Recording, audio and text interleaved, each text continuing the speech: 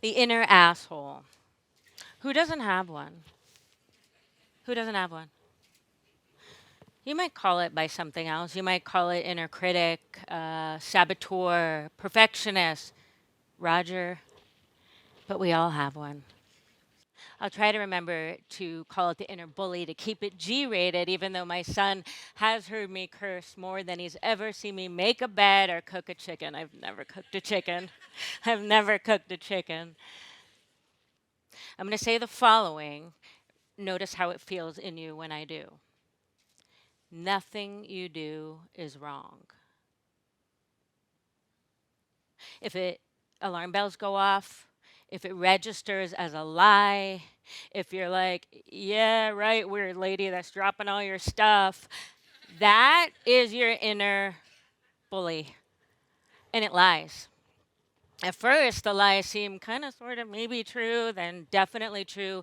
Eventually, inarguable facts.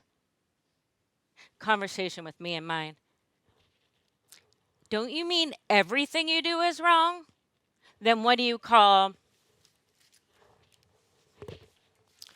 making your father die when you were 8?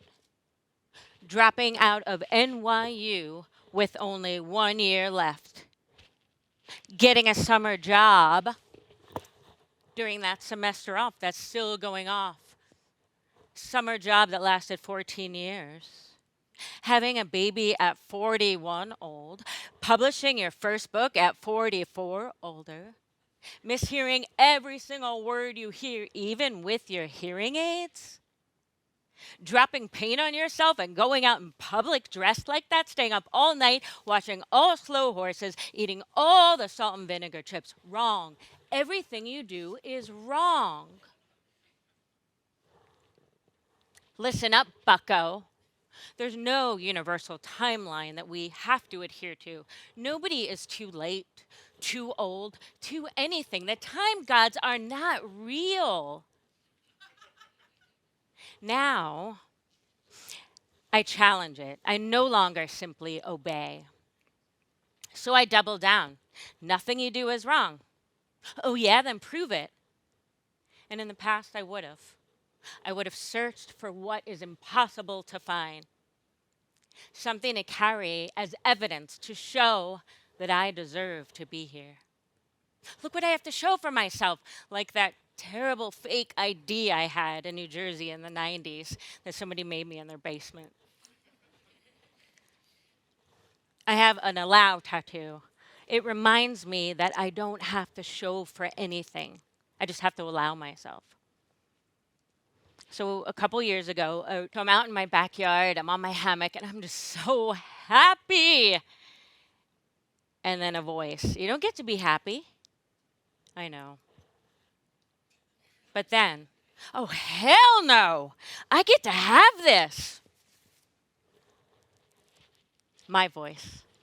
And I ran inside and I grabbed stickies and I wrote all over them, I get to have this. And I stuck them everywhere. I get to have this. This meaning happiness. Little constant reminders that I am not getting away with anything by experiencing joy. Sticky notes. Whatever works. I say, as long as you're not hurting yourself or anyone else, use what works to help support you in being your weird, wonderful, magical self without apology. If it's sticky notes, so be it. In fact, much to the chagrin of my inner you know who, I alchemized all my magical, weird, and wonderful, whatever you want to call it, and built an unlikely career largely based on listening as a deaf person. So don't tell me what I do and do not get to have, sir, inner bully. We don't have to stay stuck in where we once were or what we once thought. We're like stickies in that way. And we never, also like stickies, need proof to show that we deserve to take up space. We need no permission. So recently, I took my son, Charlie Mel, named after my dad, Mel, to Disneyland for his 8th birthday. My dad was my best friend. And when I was 8, this one night, he goes, Jennifer, you see my cigarettes? I flushed them down the toilet. he, uh, he smoked 4 packs a day of Cools. He was the funniest person alive. Oh, he also happened to be a drug addict. And so he says, you're being bad and making me not feel good. And I say, I hate you. The last thing I ever said to him. And that was that. We cannot believe everything that we think. I thought it was my fault he died. I thought, I'm bad, I'm bad, I'm bad, I'm bad, I'm bad, I'm bad. My constant companion. If I think of my 8-year-old with that as his inner monologue, it would break my heart. I've been breaking my heart for a long, long time. I have been waiting for someone to give me permission to stop being so hard on myself. No one did. So I carried on until my son turned 8 and I saw myself for the first time ever with tenderness. You mean I was like that? I was just an innocent a little kid like that? The first time in my whole life with any softness, but like I said, never too late. And I want to stay soft right now, even though every impulse is like, go, get off the stage, exit right, run, hide. I will not. I will practice what I preach and embody shame loss. I shall not hide in shame. There is such power in allowing ourselves to name a thing, and such grace in allowing ourselves to not be defined in the naming of that thing. So I'll name it. Like my beloved father, whose heart went out not from me being bad, but from his own self-abuse, I am also an addict. Not to drugs, but a rose is a rose. I'm an addict to leaving my body, self-medicating, alcohol. Not a new revelation. I stopped drinking because I'm not done with living, only with waiting to. We can spend our whole lives waiting for the right time. Yeah, right. To be good enough, to be perfect.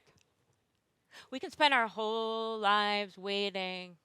And even if it shows up, we don't see it, because if we don't believe we get to have it, we don't see it even when it's right there, when it's right here. What is your this? And I get to have this. And it's not, I get to have this and you don't because I'm more worthy. It's, what does your inner asshole say you don't get to have? Is it rest, joy, ease, reciprocity, partnership, creativity, being able to sit on the toilet for once in your life without interruption, whatever it is? That's your this. And you get to have whatever you've been denying yourself. No one's going to give you a medal. Not for flossing, not for getting out of bed when you're too depressed and you want to stay in a cave. Not for leaving your fine marriage, because who gets to leave fine? Not for choosing yourself. not for telling the truth, even when it's painful, not for not hiding in shame, not for doing what scares you, not for writing a poem that features not just Mickey Mouse, but Dumbo. So, from my forthcoming book, Proof of Life, a poem called When We Really Look. Kid's first roller coaster ride. You know how it can be, that rush of not dying, the lure of terror greater than the pain of any long line. We eat rainbow popcorn, privately wish for someone to make our decisions like we wished and it would make itself, and how it never does, but still we hope. I reach around my neck. Crystal missing, luck no longer there. I search ground, bra, hair, as if I could be so charmed, and still I hope. Employees hunt for that tiny green thing. Fingers trace bobsled veins, but who deserves such a miracle? Jerry on sled 7 is who. This it? He asked, to which I reply, across time, space, Mickey Mouse ears, sunburns. Yes, Jerry, I love you. And they all clap. The strangers waiting in line. The sun. Mickey, everyone waiting their turn. Every single one. In line at Flying Dumbo, a little girl licked someone else's face. All of us sweating fools waiting for something. My son says, we're flying, look. And I do. I really, really look. Oh, what we'll do when we're finally done waiting. You don't need permission to live a life that lights you up. You don't have to wait for it. And I am not talking about living on autopilot or adhering to some ding-dong's Bible of should, but a life that lights you up, which you get to have. All the years I worked at the restaurant for that 14 years summer job, I said I wanted to be an actor. You know what I did? I waited at the host stand for someone to discover me. No one discovered me. But I didn't want to be discovered. I just wanted some water. I didn't want to be discovered. I wanted to someone to rescue me, to save me, to give me permission to stop hating myself, to tell me it was going to be okay, to love me. I had to do it for myself. In the poem, I say, who deserves such a miracle? You know who does? We do. And we get to say what a miracle is. All of the weird, wonderful, magical stuff that make us us are invisible. How's that for a miracle?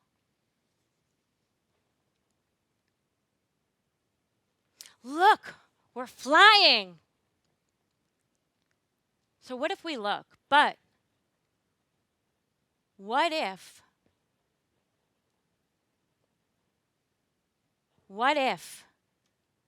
we change it from a good hard look to a good soft look? Would you take a good soft look at yourself? Try not to roll your eyes. Even if it sounds corny or gross, like, oh, get that bug off me. Because look, it's a ladybug. You deserve luck as much as Jerry on sled 7. You deserve all of it, and you need no permission for any of it. So last week, me being me,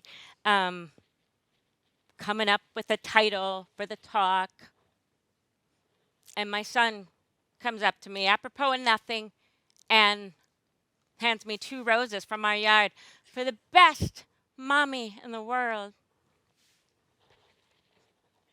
Then he puts his hands on my shoulders. He's 8, and he looks me in the eyes, and he pauses for a while, and he says, "Nothing you do is wrong." Wait, what? What? And I started to cry. A very new capability. Nothing you do is wrong. Not just my title, thanks Charlie Mel, but what I've been waiting for my entire life. What if I believe him? What a gift he gave me that now I give to you. I got you. Another one of my tattoos. I got you. So will you believe me? Nothing you do is wrong. Nothing you do, nothing you are is wrong. So what's your this? Oh, what we'll do when we're finally done waiting. So now what? What will you do? Who will you be?